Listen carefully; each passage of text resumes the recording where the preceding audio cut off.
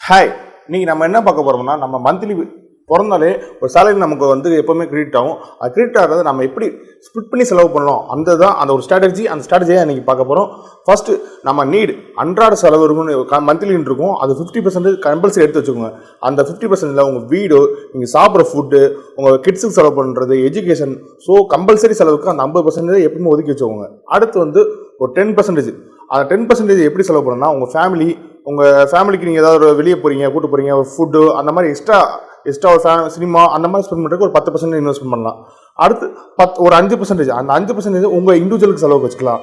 அடுத்து ஒரு 5%, அந்த 5% உங்கள் செல்ஃப் டெவலப்மெண்ட்டுக்காண்டி ஒரு தனியாக ஏதாவது ஒரு ஸ்கில் புக்கு படிக்கிறோமோ, ஸ்கில் டெவலப்மெண்ட் ஒரு கோர்ஸ் ஆன்லைன் படிக்கிறோமோ, அதுக்கு வந்து நம்ம யூஸ் பண்ணிக்கலாம். அடுத்து ஒரு 10%, இந்த 10% ஒரு ஆர்டிஓவோ சேவிங் அக்கௌண்ட்டோ பேங்க்கில் எப்போவுமே போட்டு வைக்கணும்.